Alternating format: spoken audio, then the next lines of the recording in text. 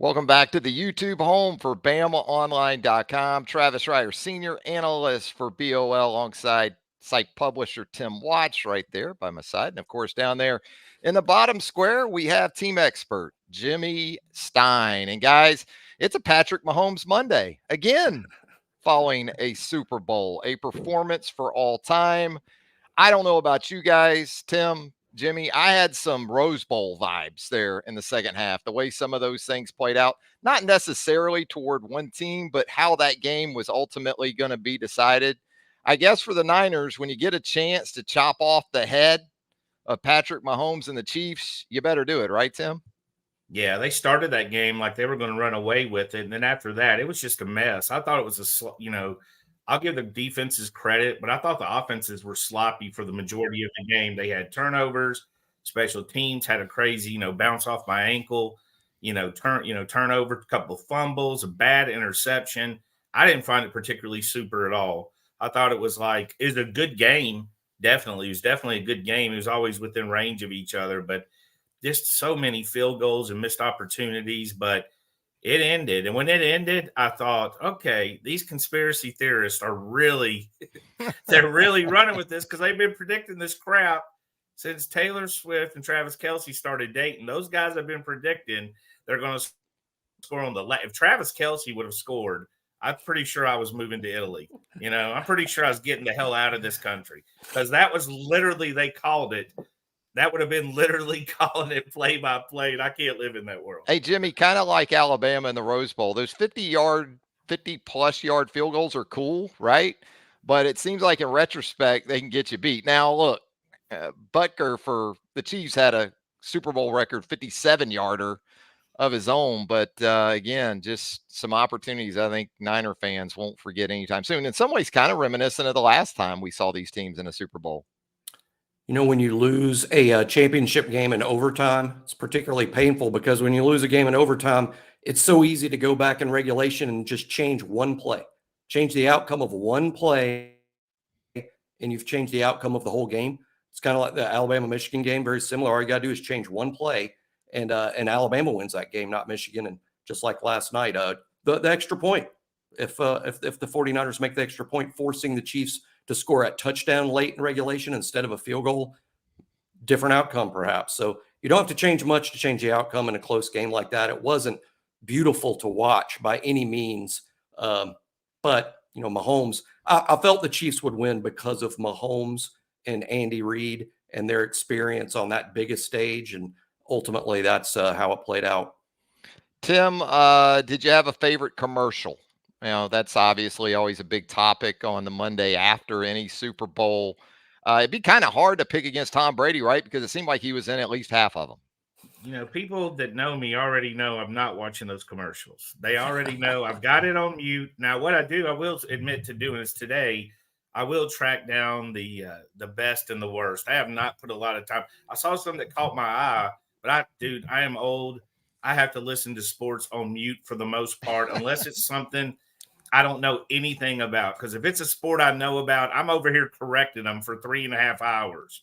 Like I'm the Hall of Fame coach or, former NFL quarterback. And they do say dumb stuff, but I did not get into the commercials quite yet. All right, Jimmy. Tim, obviously non-participatorial this morning in that regard. So I'll throw it to you. I guess, do we got to worry about damn spoilers because Tim didn't watch the commercials? No, The Monday after? Do we have to wait until like T. Watts and TR to maybe cover this? What about you, Jimmy? Did you have one? I watched the commercials, yeah. Right.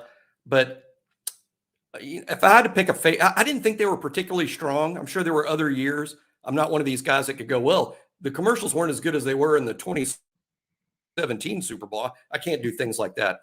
But I did think the Dunkin' Donuts commercial with Affleck and Matt Damon and Tom Brady, J-Lo, that was the best one to me. But, I thought maybe the second best one was one we'd been watching for a couple of weeks, the Paramount Plus with Tua and that cast. That commercial is hilarious. I don't need a Super Bowl to think that's one of the best commercials I've ever seen.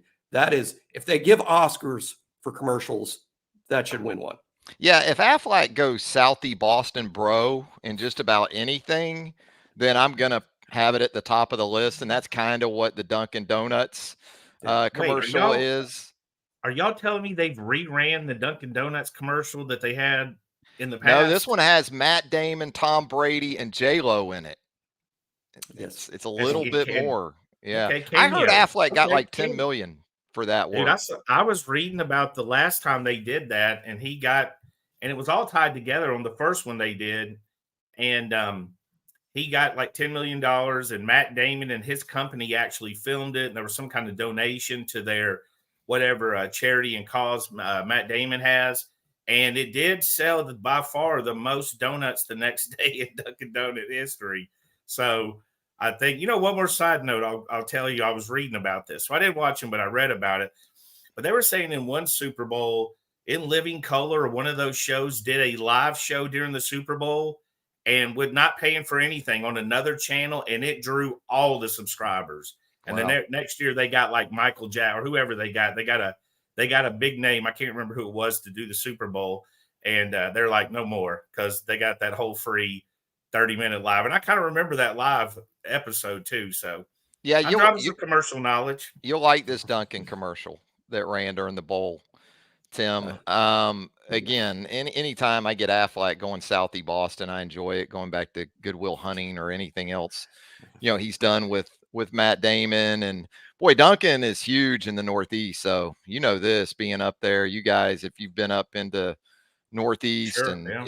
it's literally Dunkin' on every corner. You're not getting Krispy Kreme, all right, in Stamford, Connecticut. They're lost. Or They're New lost. Haven. Oh, I agree. The fresh hot now. Well, when we drove to New York, they had the Dunkin' Donuts tied to the gas station. Like in Houston, you get a lot of that gas station KFC, which I've always found like not as appetizing as others. I just feel like my gas and my chicken need more space. But I saw one in Houston back when I was doing AAU that was a gas station, half a gas station, quarter of a Taco Bell, quarter of a KFC. So I spent a lot of time there, obviously.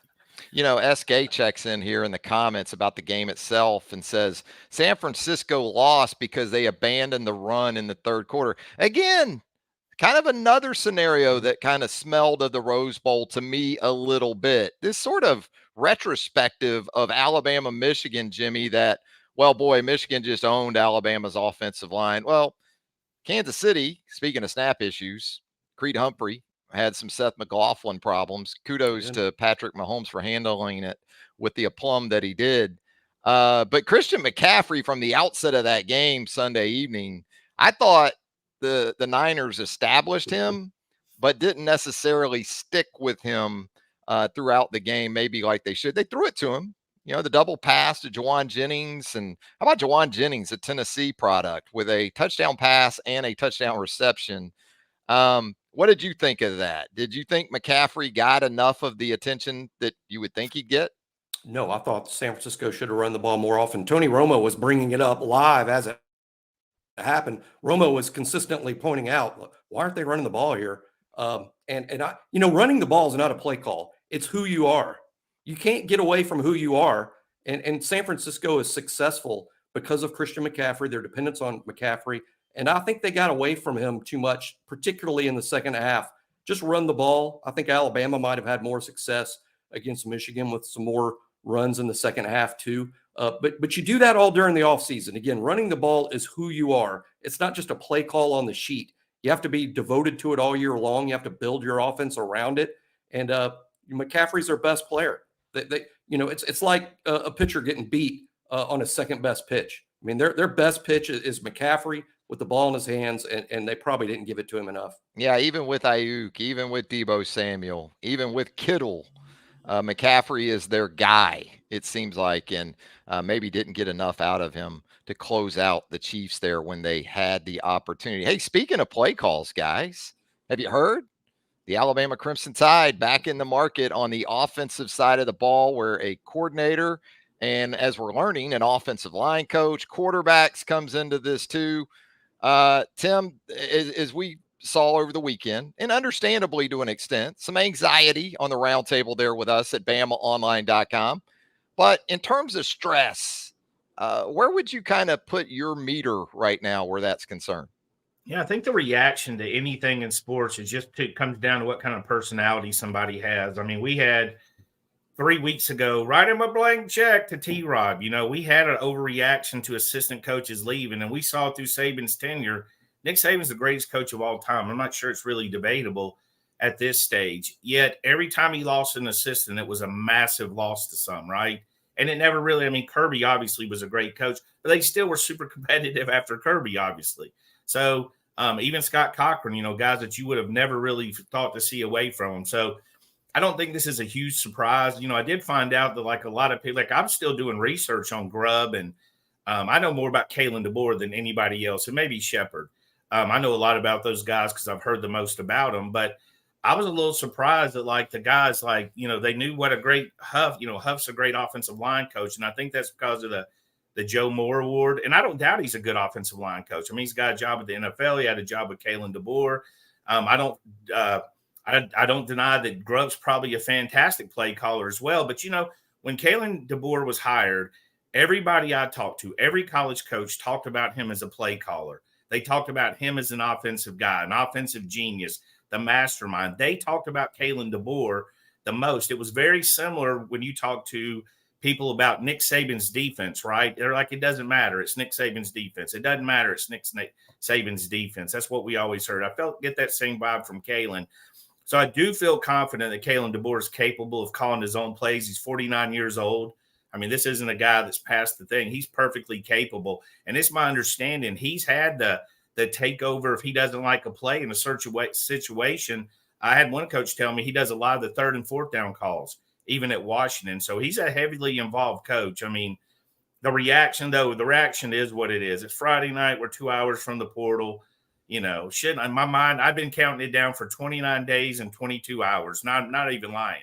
So when that hit, I wasn't very surprised. You know what I mean? I was like, of course you did it. And then you had the conspiracy theories and everything else. But all coaching moves are semantics. I was the Alabama offensive coordinator Wednesday, and Thursday I got another job. So you can talk your way out of it. We've seen it all at Alabama. Yeah, you can, and especially in this climate for coaching, whether it's guys or staff trying to move from the G5 level up to the Power Fives, or from the Power Fives and the G5s to the National Football League. Jimmy, I guess I go back to what Tim said earlier, alluded to the anxiety that surrounded the defensive side of the ball, which in large part was because that's not where Kalen DeBoer's DNA stems from. But it seems like if you trusted him with those defensive hires, and he quelled a lot of concerns and a lot of anxiety, it seemed like anyway, initially, with the hires he made over there, you should kind of trust this guy in an area that is right in his wheelhouse.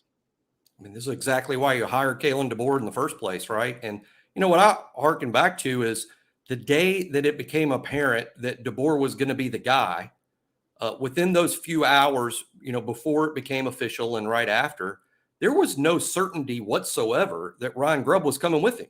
There was a lot of thought at the time, well, Washington's probably just going to promote Ryan Grubb, right?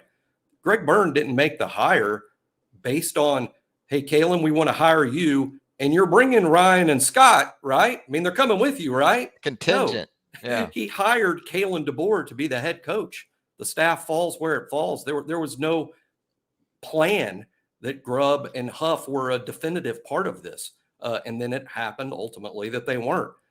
Hey, coaches are in demand. Who's to say that Grubb and Huff wouldn't have come this season and Alabama did really well on offense, and they would have been hired away by the NFL next offseason? This is going to happen when you have really good assistant coaches. No one should know this more than Alabama fans. Absolutely. When you have really good assistant coaches, they're going to be poached by other elite programs and by the NFL. So this is just part of Kalen DeBoer's job, is refilling his staff with quality. And he can either do it and he'll be successful, or he won't do it well and he won't be successful. And here's you go the thing. back to Travis. You go back to, remember when Brian Kelly left Notre Dame? Yeah. I don't think half the staff came with him, right? And Jim Harbaugh took a job and 5 assistants. Restayed at Notre Dame. Yeah. Jimmy's absolutely right. And that's what I guess. That's what I'm saying. You don't hire, hey, we want to hire you, and we like your wide receiver and offensive line coach. We want to hire those 3. You hire the head coach and let him fill his role. And it's Jimmy's race, ultimately his butt on the line. It doesn't matter. You like somebody, or, you saw him or knew him in high school, or, you want him to be more local. It doesn't matter. It's his job on the line. And the guy's been successful at every single stop. That's not fortunate. That's not luck. That means he knows what he's doing. You got to assume he knows what he's doing and putting his staff together here. And up until that point, and again, going back to Jimmy's point, we weren't even sure Grubb was going to come in to begin with. And hey, those attached to Grubb, this was going to be a never-ending process of an opening and him connected, because we were already Friday night hearing the UCLA connections. We were already hearing he's up for the UCLA, and you think that's not a realistic possibility. They're now discussing Tommy Rees getting the UCLA head coaching job. So don't tell me Grubb's not at least on the table in that scenario. Grubb was almost like dating the girl way out of your league. It's a matter of time she's dumping you, right? So you don't want to get too attached to it, because he's a fast riser, but you got to have faith that Kalen DeBoer knows how to run his own offense. Yeah, he was just going to keep swiping on that app at some point. Hey, and look, do you blame him? He's in Seattle. No. I looked it up. He's got a young daughter. Saying this for 2 years. Yeah. Just even if the climate wasn't different, he's got a young daughter. Yeah. When your kids are teenagers, they're all about the adventure. You can often talk them in to go into another city. When you're 6, 7, and 8, she's probably screaming she doesn't want to leave her friends. She doesn't know there's other friends in the world. So there was a lot. He doesn't even have to move now. He doesn't have to re-get his cable turned on or nothing. He just gets to stay in the same house and go to work. Well, we don't know. Maybe he's already cut the cord, but the point stands. And again, we're just underscoring the value of Ryan Grubb. We're not devaluing Ryan Grubb as a coach or Scott Huff by any means. If anything, as a Jacksonville Jaguar fans, guys, I'm jealous of the Seattle Seahawks that they're making these hires. I wish these guys were headed to Northeast Florida. Jimmy, let me ask you this. If you were to prioritize what Alabama needs to get done now on the offensive side of the ball in terms of staff, how would you rank offensive line, offensive coordinator? And I'm going to take quarterback and make it a standalone, because I think it's that important from a positional perspective. It's often tied in with coordinator, as we know. How would you view those as far as the importance of making those hires and understanding that Kalen DeBoer, as Tim talked about earlier, he doesn't have Sirius XM on those headphones during games. I mean, play calls are going through him. Situational football is running through Kalen DeBoer, especially on the offensive side of the ball. Is it obvious how you stack those up, or maybe do you look at them, in a little different order? To me, it's a little obvious based on the Alabama circumstance. And by that, I mean, my answer to this question in general would always be, offensive coordinator, quarterback, always, but not in Alabama's case. And in this case, I think the biggest hire is the offensive line hire, because Kalen DeBoer can simply act as his own offensive coordinator and quarterback coach. Kalen DeBoer was an exceptional offensive coordinator when he did the job himself. It's his area of expertise. He could easily hire a young guy to serve as what amounts to an apprentice while he grooms a young guy to become the next Ryan Grubb. He could easily do that, but he can't coach the offensive line and coordinate the offense at the same time. So to me, the offensive line coach is a more critical thing at Alabama, just simply because Kalen DeBoer can't do that job too. But he can call plays. He can help coach the quarterbacks. Look at Sark at Texas. That's one of the best programs in the country right now. And Sark is the play caller. Quarterbacks like Arch Manning are signing with Texas, not to be coached by A.J. Milway, to be coached by Steve Sarkisian. So Kalen DeBoer could assume a Sark-type role and sort of run the offense like Sark does. So in that sense, to me, guys, the offensive line coach is a more critical hire, just simply because that's a little bit outside DeBoer's wheelhouse, and he's going to be dependent on the offensive line coach to know how to do that job and to get the job done. Yeah, I'm with you on that. Yep. Hey, Tim, in a scenario in which Kalen DeBoer is even more involved offensively, let's say during the actual season on a day-to-day basis, installation, game plan, maybe even play calling, is that something you would prefer, or would you rather Kalen DeBoer be more in that overseeing of the entire operation sort of role instead of, like Jimmy talked about, Sark? We saw it with Steve Spurrier in the 90s. What do you think? What do you prefer there? I want him heavily involved in the offense. Again, this isn't an older coach. This isn't a 61-year-old coach who quit calling it. And, as you get older, you give those responsibilities up, like Kirby took them over for Alabama. But Nick Saban was still heavily involved. How do I know? Every game he was walking down that sideline to yell at Kirby, Pete, or Jeremy Pruitt, right? He was always in the discussions with that. Now, he was a lot older, but at 49 years old, you're just coming off being an offensive coordinator. So I'd love for him to be in there. And again, everybody, and this is volunteered information. When I talk about what a coach he was, the biggest question was obviously, can he recruit in the South, which we knew was the biggest question. And that's the biggest question, even if you're from the South. It doesn't, when Jeremy Pruitt got the job or when Glenn Schumann gets the job, that's going to be his question. Same for Dan Lanning. Whether you can recruit or not is whether or not you're going to have any chance to win. But they all talked about how great he was offensively. So I want him as involved as possible. I agree with Jimmy that the offensive line, probably the most important hire, because you can have, and this might come in-house. I mean, I know, I think the fans have not Sheridan. They don't really know anything about Sheridan. I mean, he coached in Indiana in a very awkward year. I've talked to coaches on the staff, not an ideal situation. But he's, again, if the guy is hired by the coach that you think is smart, you got to assume that guy brings something to the table. So it could be in-house, and I'm fully expecting to hear some of the old names that we hear in every coaching search, right? Freddie Kitchens. Are we going to get us a Rob Sales fighting? You know what I mean? We hear the same names in every search, even though they've never been hired. But Freddie Kitchens might make a little bit more sense now as far as an Alabama connection. He's calling the plays at North Carolina. But then again, he could be lined up to be the next coach in North Carolina for all we know when Mac retires. Yeah, there's a lot to take into account. And yeah. Jimmy, let me ask you this. When you look at it as an either-or situation, would you rather have an offensive staff that has Ryan Grubb and Scott Huff and perhaps not the roster of players you have right now at Alabama, or the other way around? If you had to pick between the offensive roster for the Crimson Tide and maybe not having a couple of these offensive assistants that you thought you were getting with Kalen DeBoer, which scenario do you feel like you'd be in a better spot? Well, I'm adamant. I've always been a talent over coaching. I mean, in terms of like what's most important are the players.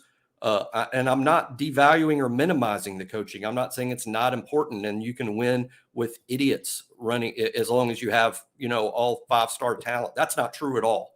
But if I have to pick one or the other, I'm going to take a mediocre coach that's working with the 5-star as opposed to a great coach that's working with a mediocre player, because the mediocre player has a ceiling that's he's never going to rise above it no matter what his coaching is.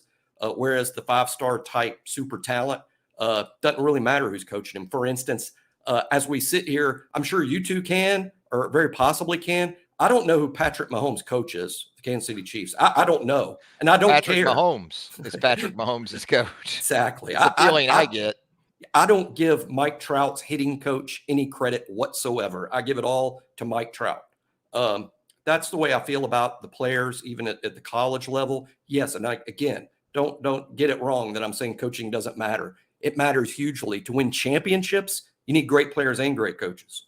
But if I got to have one or the other, I'm choosing the players every single time. When I pick a horse to win the Kentucky Derby, I stupidly look at the horse. I don't give a lot of credence to the jockey. Maybe I should, but I'm gonna look at the horse.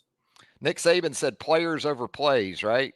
Isn't that what Nick Saban himself always said? Now, SK here in the comments checking in, he says, or she says, coaching. We saw that talent experiment last year. I don't know, Tim. What did we see?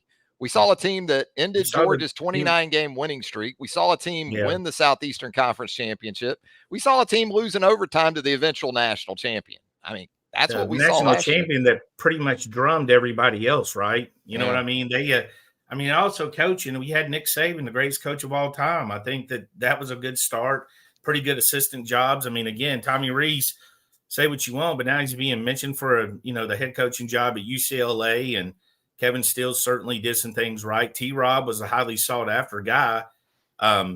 So I think they had coaching last year, but I don't think the best coach in the world, you cannot take Nick Saban and send him to a 1A high school team and let him compete against better teams and win against them. It's still, you can't beat Nick Saban couldn't take a 1A team and beat Thompson. He'd have to recruit players in and get everybody else around him. But I do think it's a mixture. You certainly want to coach. Sure. I think Kentucky's a great example, basketball.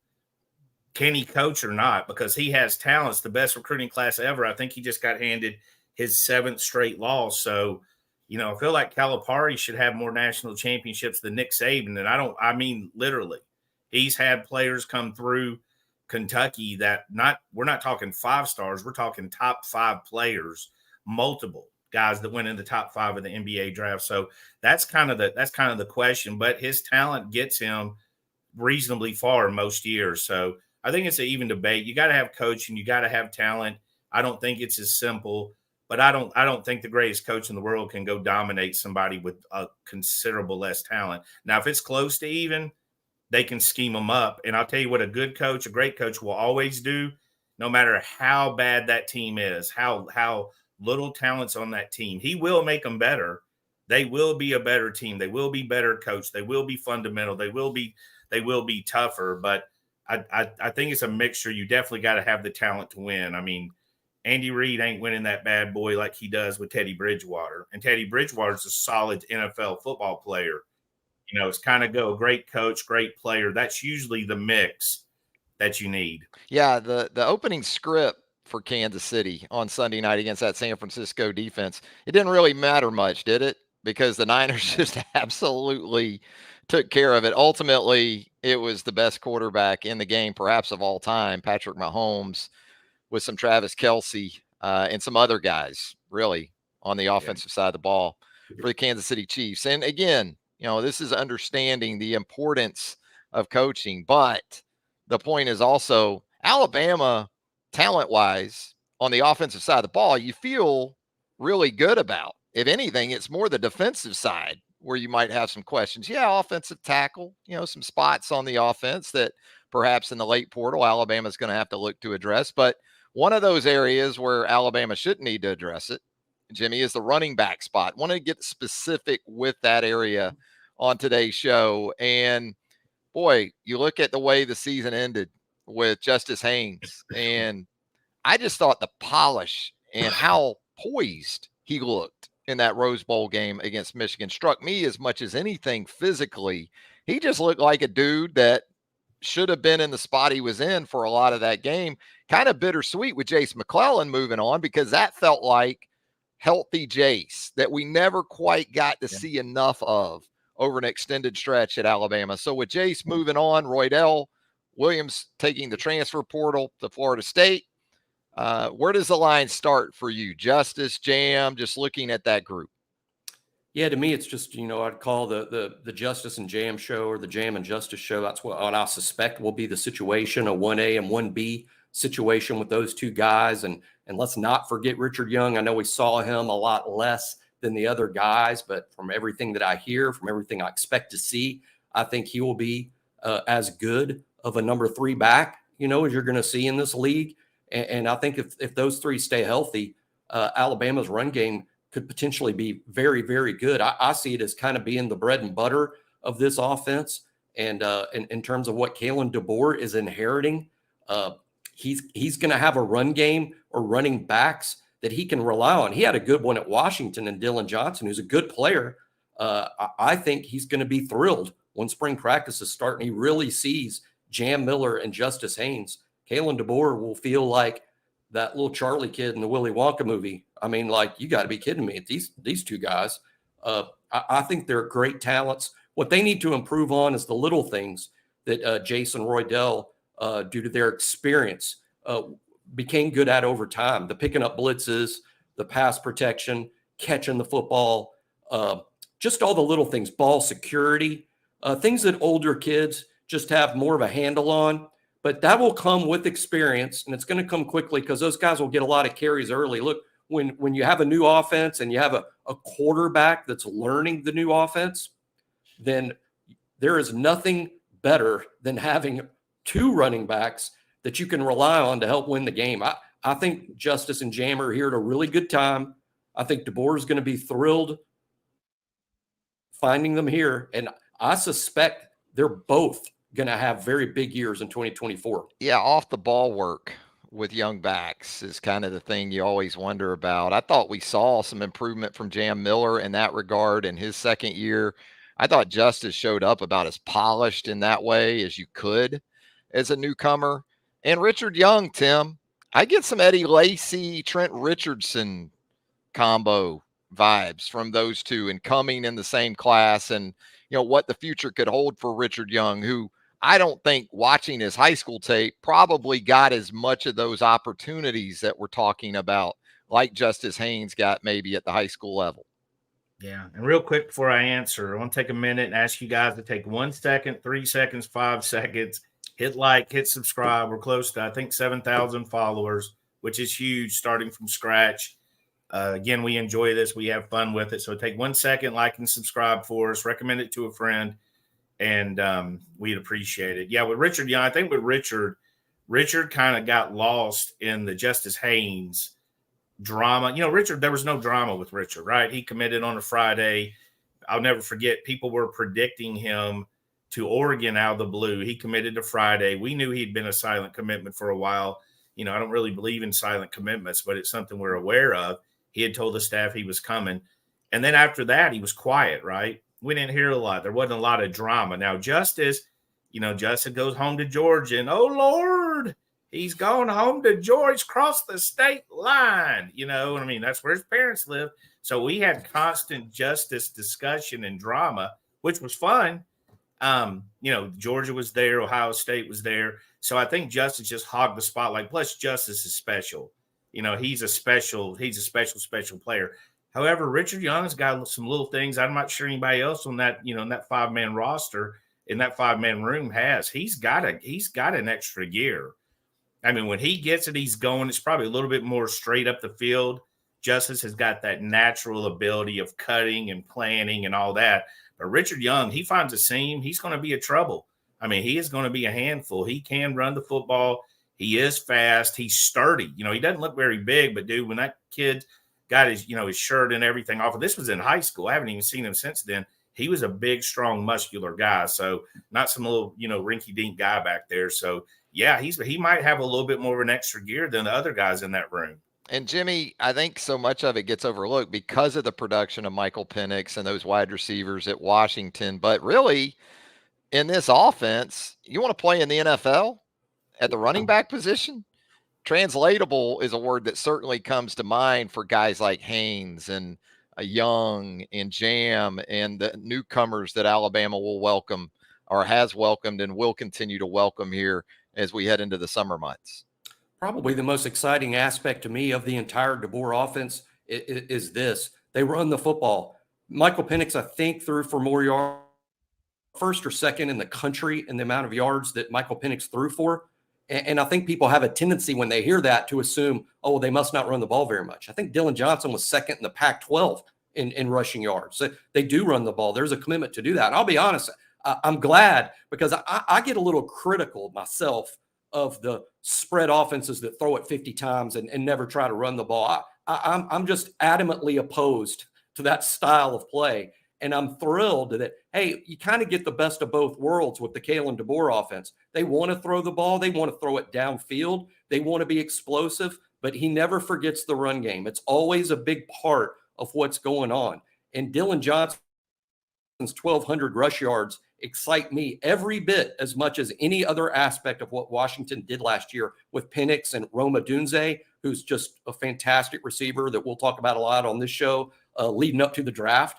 But the fact that Dylan Johnson was so productive in that Washington offense excites me, because it's not crazy to assume or think that Jam Miller and Justice Haynes both might be as good or better than that guy. Now, we'll see what kind of blocking they get, But I'm super excited about the fit of Alabama's running backs with what DeBoer wants to do on offense. Everybody loves explosive plays in the passing game, but if you look at the offenses that really produce them in terms of efficiency, they have the threat of the run game because a lot of it comes off of that. The teams that average 8, 9 yards, 10 yards per attempt, you have to respect the running backs and or the quarterback in the run game. You look at some of these air raid offenses that are strictly like Jimmy's talking about, spread you out. They're averaging 5.5, 6 yards per pass attempt. They're not hitting the explosive plays just because they're throwing it 40 plus times. So efficiency, Tim, and the threat of the run, still a big part of this thing. Yeah, and I also think, I think there was some discussion about they only ran one running back, who obviously was their best running back, but no offense to Washington, but I don't think that running back room was the same as Alabama's running back room. And we haven't really, because it was so quiet and so late, we haven't really even discussed Kevin Riley and Kevin Riley and what kind of player he is. He's an excellent player. He is a very good football player in that average class for running backs, but he might be one of the guys up there with the biggest upside. And of course, Daniel Hill, who we did spend a lot of time discussing. I mean, he's a big banger type. I mean, that's the thing is like when you see Daniel, you look at him and you wonder, is he going to be that good? He looks like a Mike linebacker. We've seen that in high school. Dante Hightower could rush for 100 yards in high school. But when you actually see him against his peers in an all-star game, the Alabama-Mississippi game, the game in San Antonio, then we saw exactly how talented he is. So, again, I think this running back room, because you want to run, you got to be balanced.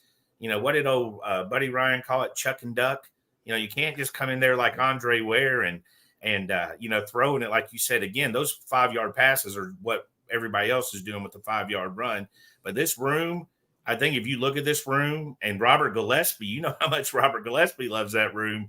I think you're going to be excited. And you can add another element to it because we've seen the offense, talented wide receivers. Shep's one of the guys I've really liked from a talent standpoint of running routes and teaching. I think Shep is what Josh Gaddis pretended he was. I think this guy is exactly that instructional guy that's teaching these guys to run routes, seeing the tight ends involved. So you had a few running backs. I mean, no, Kalen DeBoer's not going, look, we're a passing team.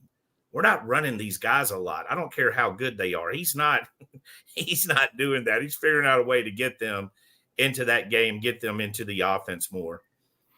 Guys, I wanted to shift gears a little bit. It's still early in the process, but NFL draft is pretty much a year-round thing these days, kind of like college football recruiting. And specifically, I want to ask you about this ascent for Terrion Arnold. Now, real or not, we're going to find out. I think it is, at least in part, very real.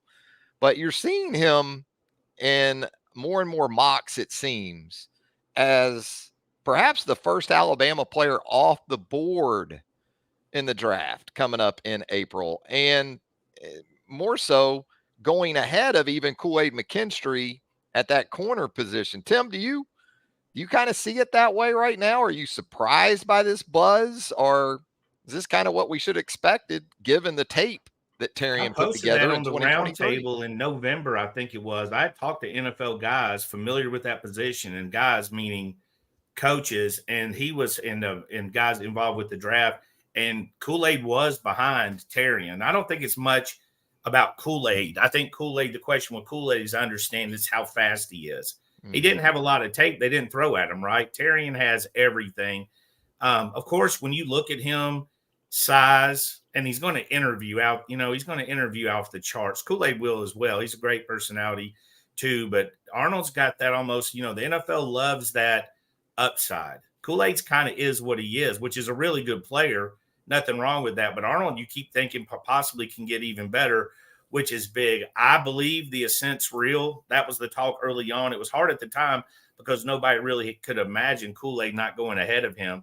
But again, I don't think it's anything about Kool-Aid. I mean, you saw him this year. He's a very good football player, did what he had to do. He's a good cover guy and all that. But testing-wise, I think Arnold's going to be really good testing. I'm not so sure.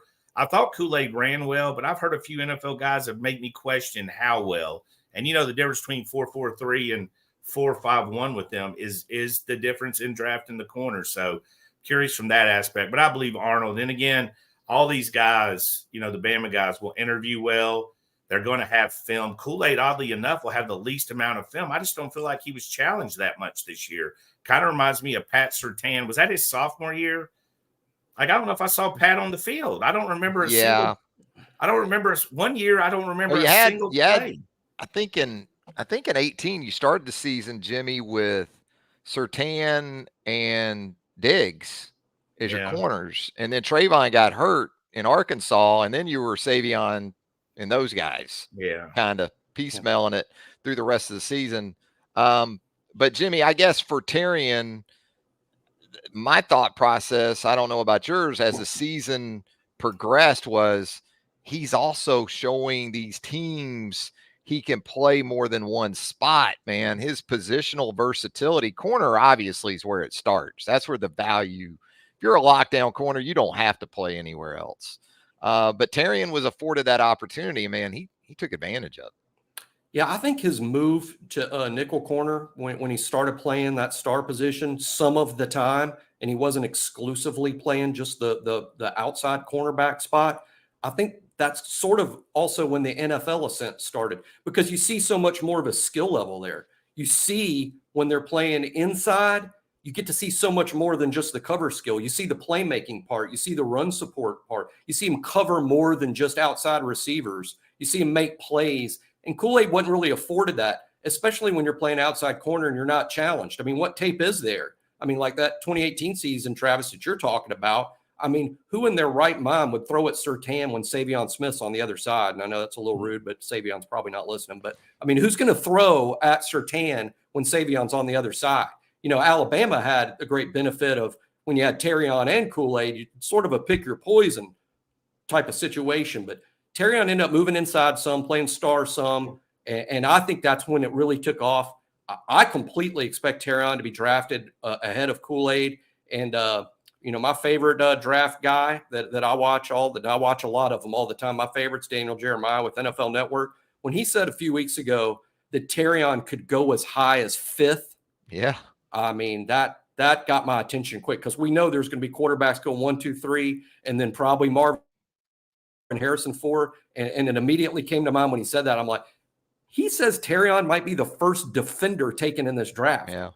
And that's when I knew, like, Terrion's a thing in this draft. And I think it's great. He's a super kid. So if I go 3.5 for the over-under for Alabama first rounders as we sit here today, knowing that, you're talking J.C. Latham, you're talking Dallas Turner, you're talking Terrion, is Kool-Aid still a first-round guy?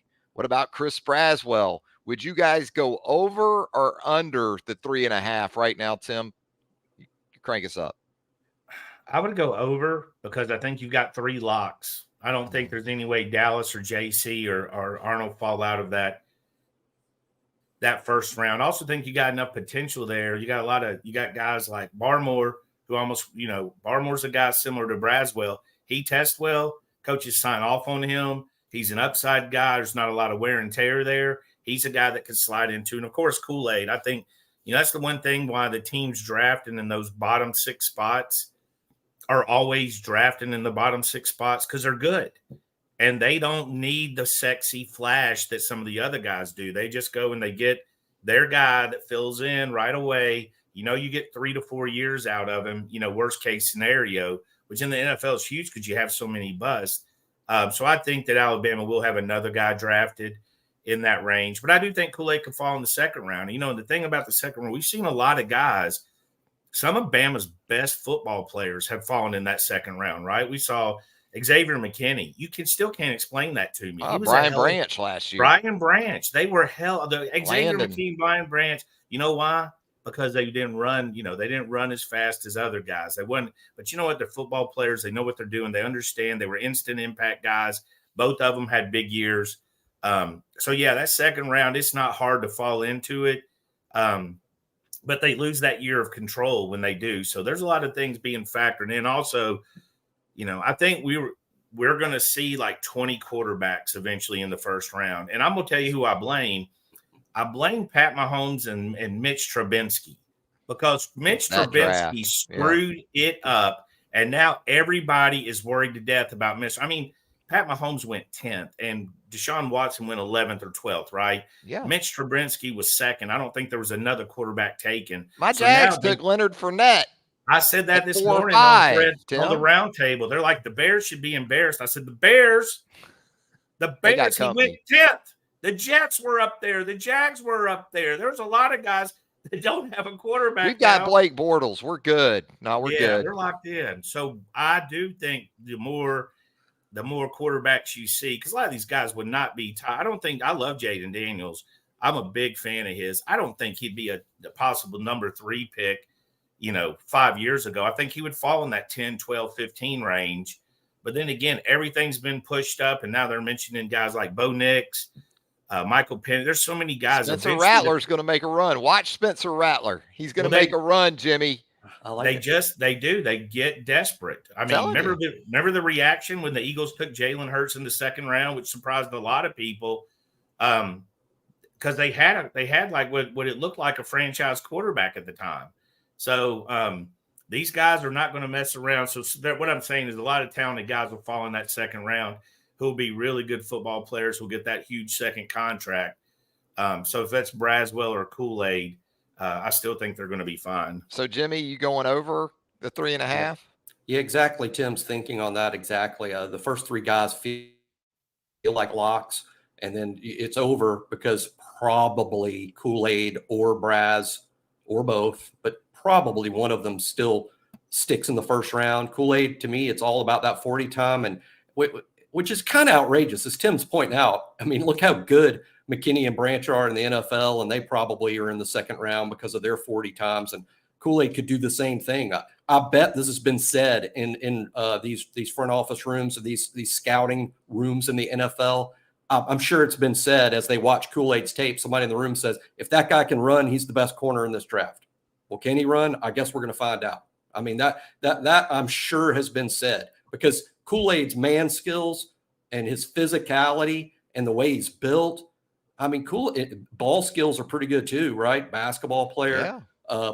Kool-Aid's off the charts with the question about the speed. And, if he runs in the 4.4s, first round pick. If he runs in the 4.5s, probably a first round pick. If he hits 4.60, he's going to go in the second round no matter what the rest of the skill level says. That's what the history of the NFL draft tells us. But Kool-Aid's a steal in my mind in that second round. I don't care what his 40 time is, but I'll go over, but I'll be nervous about it because I'm not sure on McKinstry and Braz.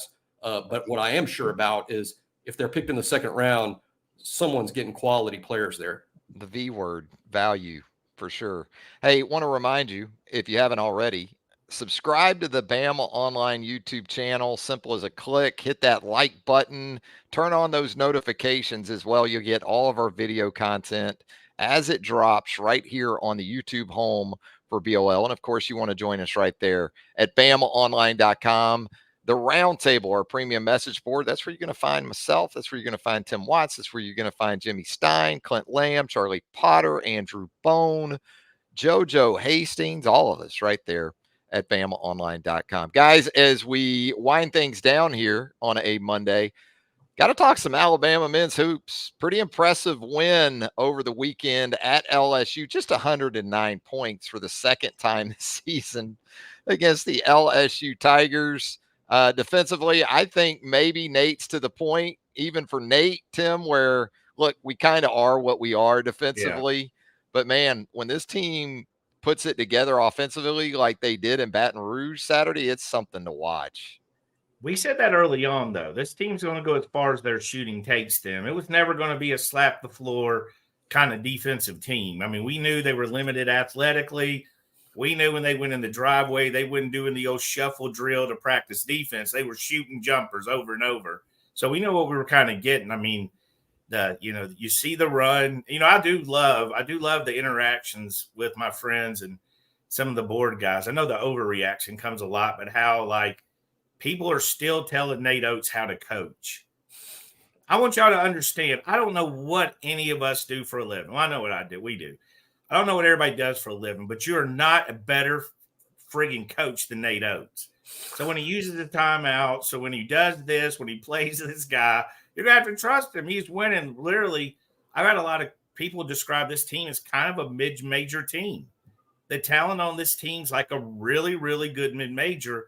10 years ago, this kind of team shows up in a city we've never heard of, with a nun as the mascot, and they end up in the Final Four. You know what I mean? This kind of team sneaks up on you. It's not the Loyola same Chicago reference there. I like it. Yeah. Yeah, it's not the same high talent level we're used to, and especially we come off the highest of the high, right? Last year with the guys, I mean, you forget about guys like Quinterly, but you had Brandon Miller, Clowney, Betty Yako. That team was so talented at so many levels, and this team's good. I enjoy this team, but it's very similar to me to the football team. There's no thinking ahead. We're just one game at a time. Worried about this. Just get through this next game. They get a full week off, have a couple games at home. I do know they've got to hold serve at home. They've got Florida and the Aggies coming up. There's no team. SEC's jacked up, especially on the road. I mean, Bama takes a Look thumping. what happened to Tennessee and Auburn over the weekend on in the the road. last week, Bama, Auburn, and Tennessee got thumped on the road. Double digit, and never really were in that ball game. We're taken out of it early on. Well, Alabama was in it till like the 6, 7, 8 minute mark, whatever was left. But those teams were thumped. So you better win at home. But I enjoy this team. I like them. I mean, they're frustrating at times, but when they heat it up, like the closeout of that LSU game, it was like watching the NBA game where all they do is score.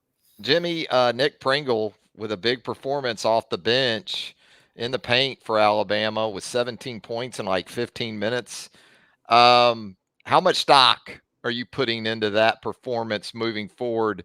Do you trust that this is sort of a starting point for a new Nick Pringle down the stretch? Wouldn't that be great? That would be awesome. That's exactly what Alabama needs. And we saw, my favorite play from Pringle Saturday was just a simple offensive rebound putback. He gets the offensive glass, sticks the ball right back up, scores. And I'm like, hey, the alley-oops are fun. That's the thing for him. And that's what makes him fun to watch and a great athlete. But just offensive rebounds and putbacks would make an enormous difference with this team. We've seen Pringle so much that I'm going to be hesitant to say that there's a new Pringle. I think it just might have been his day. But this is a better basketball team when Nick Pringle is a part of things.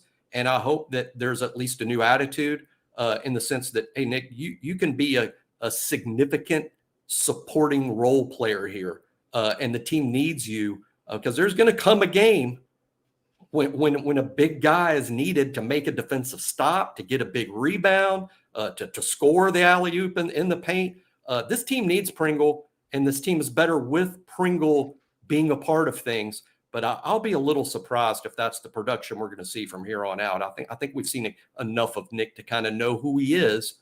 But I can also accept who he is and accept that he can be a part of the solution and not a part of the problem. Tim, I'm not a big jersey guy at all. But if I were going to buy one, it might be Latrell Wrightsells at this point. Yeah. You want to talk about favorite players on a team? Yeah.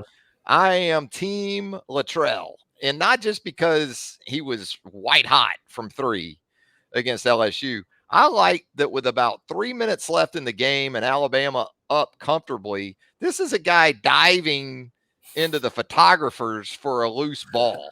And this is what you hoped you would get from him, not just in terms of the production offensively, but some of that edge and some of that physicality and some of that do-it-all that you're hoping to get from a guy from Cal State Fullerton. He's been great.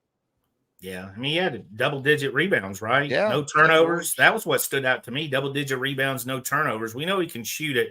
There's a confidence in him. I mean, that's the one thing. And, I agree with Jimmy on Pringle. I don't know if it'll change it, but we've seen people build their confidence. Ryland is a perfect example of that. Ryland really struggled the start of this year, and he's just quietly putting together, again, buying into his role, which is always huge. Everybody wants to be the star, right? Everybody, you walk through life thinking everybody's looking at you when you walk through Walmart, but that's not really realistic. The stars have to be the stars. You know who the stars are. But those role players, they're invaluable to get to that next level, to get to compete in an SEC championship or an SEC tournament or an NCAA tournament. But, yeah, there's a lot to like about him. There's an ease to his game. You kind of like easy like Sunday morning, like that song. There's just an ease when you watch him play when he gets his shot off. But, yeah, this team, I mean, when they shoot it, when they play, when they do the things they do, you shoot it like that, you don't really need to defend. I watched the NBA. That's a true statement. You shoot it like that, you shoot it like that, you don't really need to defend. I saw the Pelicans Lakers were 87-75 at the half Friday night. So if you can fill it up, it helps your defensive deficiencies. Jimmy, Tim hit on this a minute ago. This stretch coming up, 4 of the next 7, the final 7 of the regular season in Tuscaloosa. Those 4 games, Texas A&M on Saturday. That's brunch with Bama. That's an 11 a.m. tip-off on Saturday on ESPN. The following Wednesday, you get Florida, who may be the team right now that no one in the SEC wants to see. I mean, they are playing very good basketball right now, are the Gators, especially coming off that blowout of the Auburn Tigers over the weekend. Then Alabama goes to Kentucky and Ole Miss back-to-back, Tennessee back in Tuscaloosa, Florida on the road, and then Arkansas to end the regular season on March 9th in Tuscaloosa. This is a hell of a stretch, and I agree with Tim. Of these 7, those 4 home games, you're really going to want to try to hold on to those. Yeah. 2 things. There's 7 left. The first game, in my mind, the home game against A&M, you're going to be a solid favorite, and the home game against Arkansas at the end, you're going to be a solid favorite. Those are must wins if you want to win this league. Those are just have tos. Those middle 5 will tell the story in terms of whether Alabama can defend its SEC championship. And those middle 5 are really tough, including home games against Florida and against Tennessee. They'll all be tough. There's so many teams contending to win the SEC this year down the stretch. I can't help but think, guys, the teams that'll blow it, the teams that won't win the SEC will be teams that lose home games down the stretch. You can't lose at home. Now, you can go to Kentucky and come up short. You can go to Florida and come up short, and Alabama can still win this league. But if you lose the home games, you're probably not winning the SEC. And I'd say that counts for South Carolina, for Auburn, for Tennessee, and to some extent, Kentucky is still in this thing as well. Alabama tied for the SEC lead right now with South Carolina. Both those teams 9-2. How about the Gamecocks at 21-3? That blowout of South Carolina from earlier in the season, Tim, it looks pretty damn good right now for Alabama.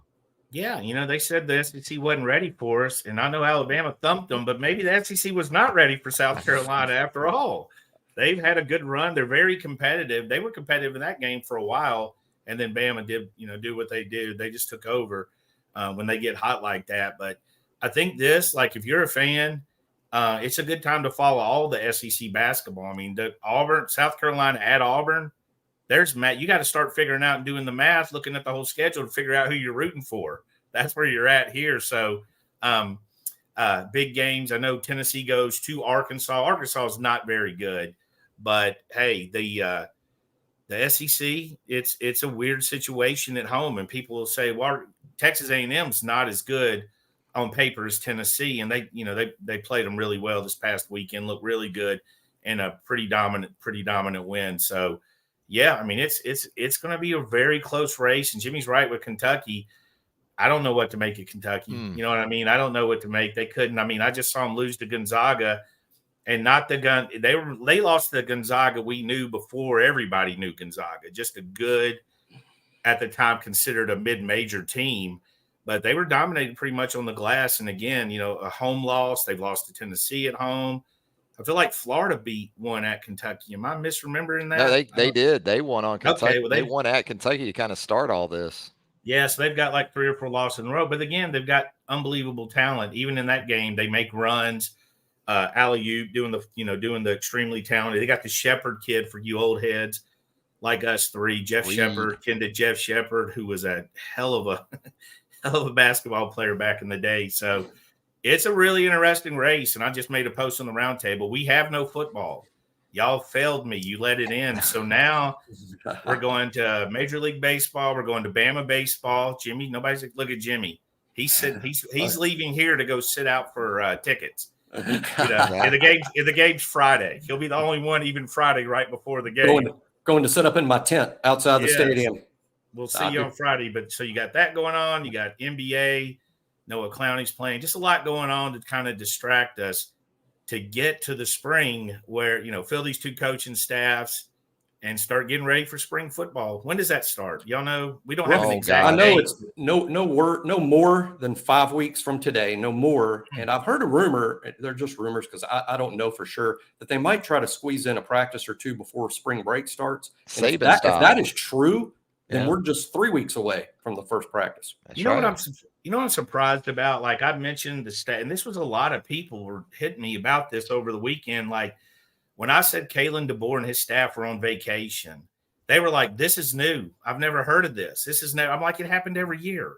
Yeah, it happened every damn year. Yeah, I mean their staffs right now across. They're trying to get it in while they can during the dead period. After National Signing Day, that Thursday. Yeah. In fact, those looking to say Kalen DeBoer softer, I'm pretty sure Nick Saban gave them till Tuesday. That's right. Kalen's like, "No, get your asses back here for Monday. We're going to work." So, but I just thought it was kind of funny because they're like, "This is crazy. We never did this in the SEC." I'm like, everybody's off. Everybody. Yeah. Herbie Smart's golfing somewhere, hanging out with his buddies. All these guys. Saban had multiple vacation homes. Multiple. Yeah. It's not like they sat there empty all 365 days. I think part of it is we never reported when they were on vacation.